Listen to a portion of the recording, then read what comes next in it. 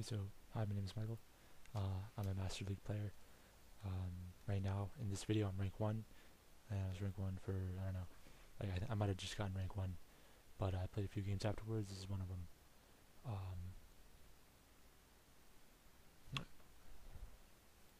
I'm just going to talk about, like, if you watch, this is a video that I think is, kind of shows how I get a lot of my points on Battle.net. So it's one of my most commonly used builds by, not by my, but kind of by demand, because it's a counter to the fast expand that works in season 8, and that works in season 8, which is the season right now, I believe. So and it's just a build that gets me a lot of games, and I figured if I want to teach Starcraft, it's just like probably where I should start. Or teach, like, my or not, like, if I kind of want to show what my build is like, this is probably like the easiest way for me to win a game is if a Zerg player fast expands, and then I open Phoenix. Typically, now not every Zerg player. Obviously, some Zerg players are better at countering my counter, or I got countering Phoenix than others. But and a lot of Protoss players like going Phoenix, but not everyone. I don't know. It's so that's what I'm gonna show. I'm just gonna kind of like show what the game is like, show the map, and kind of show like the ideas that are running through my head when I'm playing the game, because every game is different, and just kind of show why I pick Phoenix in a certain game, and what to watch out for, when to do it, when not to do it, and because it's obviously more than just making a Phoenix. So yeah, so I'm gonna start.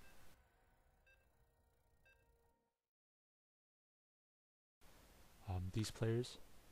So these players, I'm joining solo queue, so I don't recognize any of the names. I don't think I've played any of these players beforehand. They should be all Masters League, since I am Masters League, and it should be ranked by your hidden rank. So I should be matched against people who have the same hidden rank as me, regardless of their current league, external league. So, like, if a guy just went on like a, I don't know, so basically, if a guy's like rank 100 Masters, he just hasn't played any games this game or this season, but his hidden rank never never changes, never decays. So yeah, I mean, these guys should be Masters. It's not always the case. Sometimes you get Diamond League players because no other Master League players are on at that minute that you queued in. So they try to balance it. I think like one Master for one team, one Master for the other team, and 2 diamonds, or top 2 diamonds. That's not always fair. I mean, I don't really like that, but these guys should be good, and I assume that they're all like Master League type. So like, I mean, when I used to play in Diamond, yeah, I mean, you get Diamond League players. So like, these guys, like, yeah, I play differently. So when, like, you're Masters, you just kind of expect that these guys are gonna like do something if you do something. So like, if you're gonna pressure like the left side, you can bet that they're gonna pressure the right side and not leave you hanging. So I mean, they are random players, but it's like Masters. So typically it is Masters, not always. Many times it's not. But sadly, I don't know. But and this map, I actually forget the name. It's like I don't know, I forget the name. But it's a defensive map. Two entrances to the base, and one of them is wide. But like, the main entrance to the base is like kind of like they have to they have they have to surround themselves to. If you look at like where my probe is right now, these guys, the ramp is to the top. I don't know, I should think it's a defensive map, because to go up that ramp, they kind of have to, like, you can surround them on the high ground, and it's a little bit tougher than like a typical map, than a typical ramp, because they have to surround themselves by high ground to walk up. And then there's the smaller ramp, and then I don't know. Yeah, it depends. So here, 2 Zerg, and I think one of them, was it 2 Zerg and a random, and then that guy was just Terran, I think. Yeah, and so here with my probe, I'm just scouting. I usually scout after the gateway or after the pylon is finished. So typically against Zerg, I try to scout earlier, because if I'm being 10 pulled, then it matters. You don't want to get caught off guard. And so here I'm looking for the fast expand. Right, so here's the fast expand. And usually when I see a fast expand, it's I don't know. It gets pretty standard after that. So Yeah, so I tell these guys I'm gonna go Phoenix because I don't want them to go like, you know, I don't know. I just want them to give them a heads up because I'm not gonna have like a 4 gate or something like that. So just so they don't, they can probably look for themselves. And I see the Zerglings, so I try to choke off pretty quick, and they put on a bit more pressure than I think. I don't know. But so I'm thinking, yeah. My allies, I think my ally said he's gonna fast expand. He is fast expanding, and they're trying to break this, and I don't know. I don't know.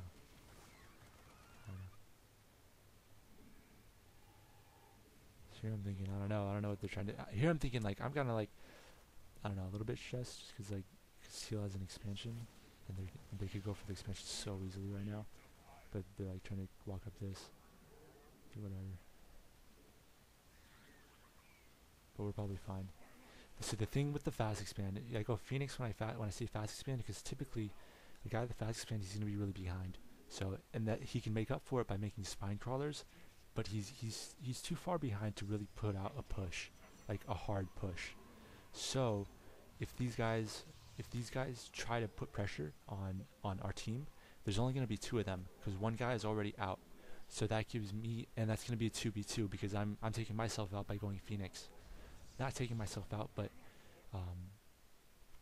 I'm okay with that in this game because one guy already took himself out of the offense game by fast expanding. Pretty much. Now I can still take the guy who fast expanded with my own ground army, probably,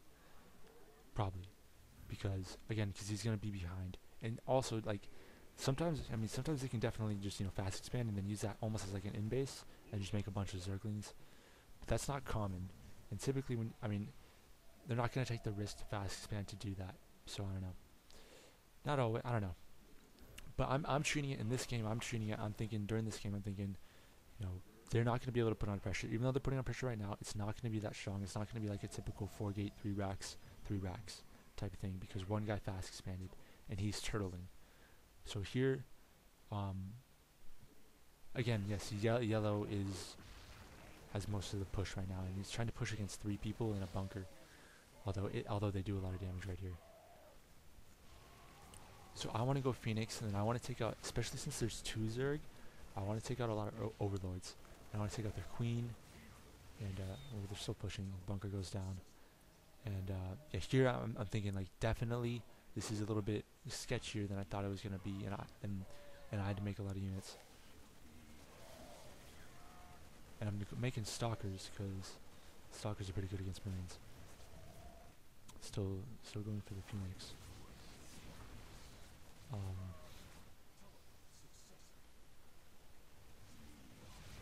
Or just go down. Let's go down.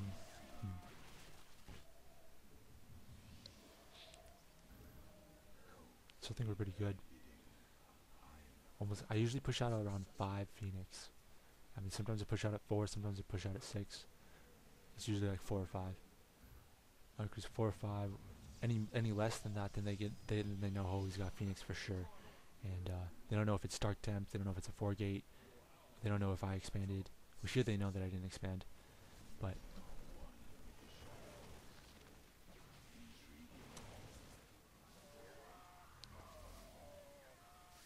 I guess the opponents are probably thinking like they could take this. I don't know what they're thinking.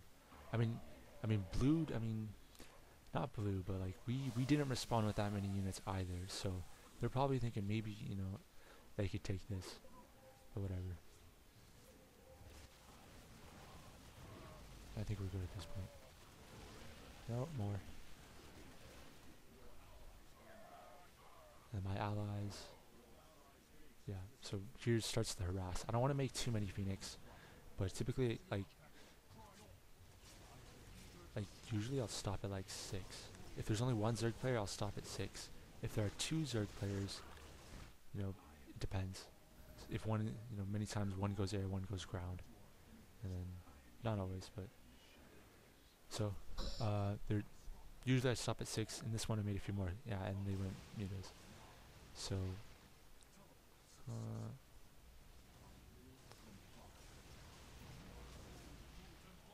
So here I'm gonna make a few more Phoenix than I otherwise would, because he's giving me an excuse to go to make more Phoenix, because otherwise I would switch into like Robo after they put up a bunch of spore crawlers. Either we hit, like my allies are gonna hit, or they were expanding during that time. Typically that's what happens. And then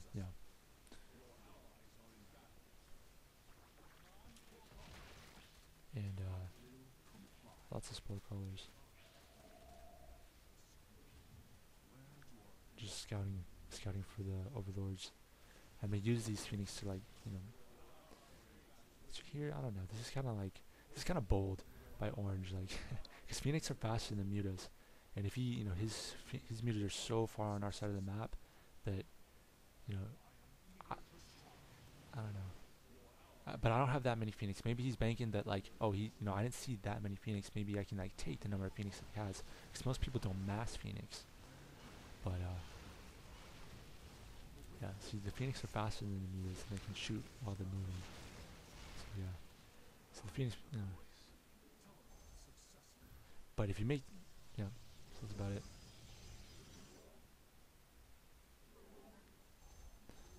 I'm making another Stargate in this game, because he has a Spire down.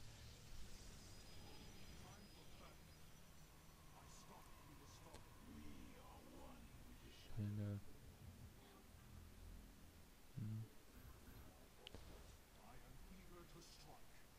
should be pretty simple now. You want to like harass every player, so that every player has to put up turrets, and just keep them busy running around their own base. When they're running around their own base, they're not pressuring you. So many times your allies will expand and then put up defenses while you're harassing, or they'll hit their expand. Like if you harass the back, they'll hit their I don't know, but so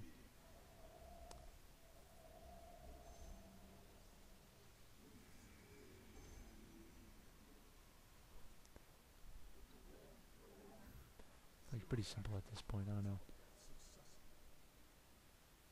Did a lot of damage with the Phoenix. I think at least like happy with what the Phoenix are doing right now. Sometimes the Phoenix get killed by like blink stalkers. That usually sucks. Or usually they don't get infestors. They'll see Phoenix and then they'll get I don't know. But right now I'm just gonna use them to map control. If they try to grab towers, you can snatch the people who take the towers. If they try to do a drop, you can kill the medevacs. So they can't just medevac you all day. And it's really good being able to open Phoenix. Some games you can't afford it. Some games, if you go Phoenix, they're just gonna push on you and then take you out.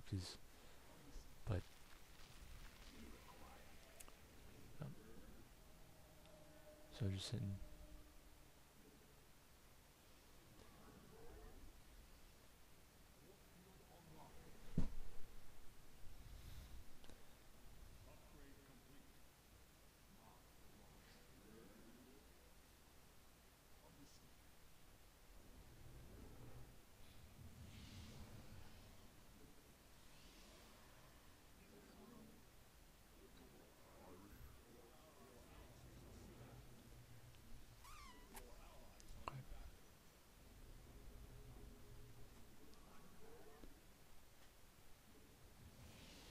Sometimes like you don't want to transition, or like sometimes basically you don't want to transition straight into like from Phoenix into Colossus, even though that's ideally what you want, because it's a huge step. So like it's a huge gap where if they put pressure on, they'll notice that you don't have any units.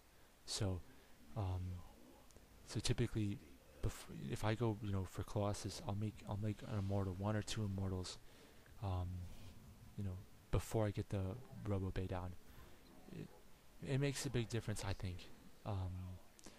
Especially when I don't know, I think it does. And the immortals, especially if like people go blink stalkers or whatever to try to get underneath the Colossus, the mortals just snatch him.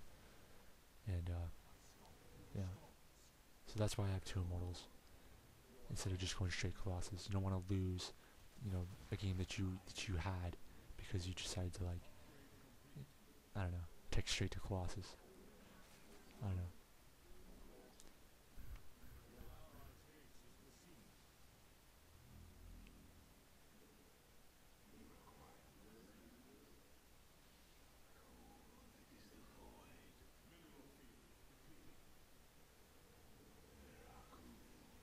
So we should have a bigger army right now, because they expanded later, killed a lot of overlords. I think Teal, I'm looking at the map right now, I think Teal might have even gotten Purple's expansion.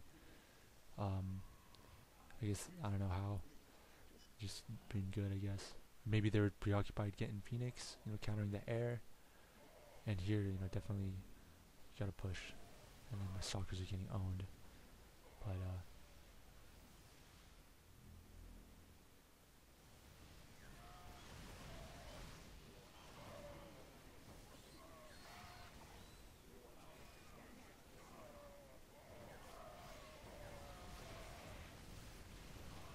pretty good. So that's about game. I mean, we should definitely have a bigger army, just because, I don't know.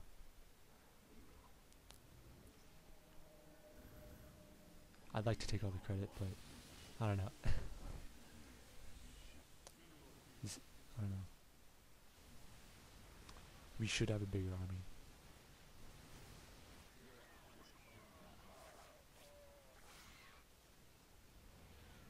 And that's it.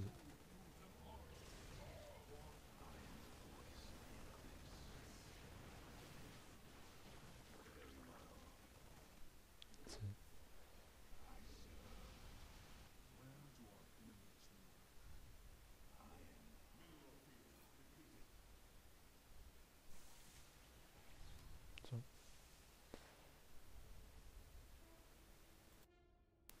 So, that's about it. Phoenix against the fast expand. And if you do it right, and if you do it like kind of like low risk, I don't know. I didn't talk about it during the game, but like against 2 Zerg, after a while, after they get their spore crawlers out, kind of want to stay on the fringes. Don't really want to go in the back of their base or anything like that. Like after a while, you want to start treating the Phoenix like ground units almost, because if they get fungled, then yeah, like they'll go for infestors many times, or who knows. So that's basically what I do. I don't want to when I first come out with Phoenix, you want to go all the way through their base, find every overlord, kill them all, because they're gonna have no air defense. But then after you see the spore crawlers go up, and maybe an infestation pit go down, or created, then start to stay on the fringes. And that's about it, I think. We should have a bigger army during that game, like towards the end when we do that final push. We should have a bigger army for a couple of reasons, because I killed all those mutas, or we killed all those mutas. I killed all those mutas with my Phoenix, and that was all that dude made for like the whole beginning part of the game. And I lost a couple Phoenix, but not as much as he did. And so that not only did like he lose all his mutas, he lost his tech too, because he has to make a new tech tree too. So and also just we had map control, and the thing is, if a player goes map control, like, so we had map control the whole game, and because we had and they couldn't counter it because they fast expanded. So or not because one player was turtle and teching. I don't know, because like if a guy typically, like, so I played this one game and this guy went mass mutas, right? He just went mass mutas. That's it.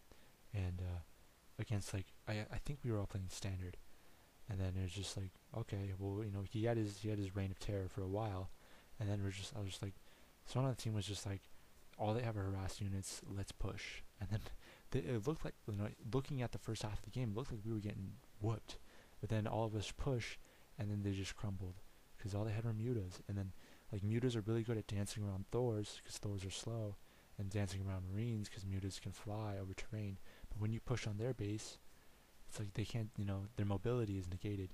And when you go Phoenix, what they have to do is push, but otherwise they're just gonna get owned, because now you have complete map control and you can expand at will, and you know what they're doing, they don't know what you're doing, so they don't know if you're gonna hit with a ground army, they don't know if you're mass expanding, and they have to like defend against both, and they can't do that.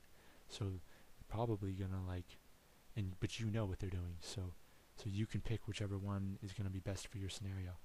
So it's just like, if the enemy team goes harass units, you gotta push, but if you forfeited your push ability, then you're gonna lose. So that's why we should have had a bigger army at the end. I think that's why we did, pretty much.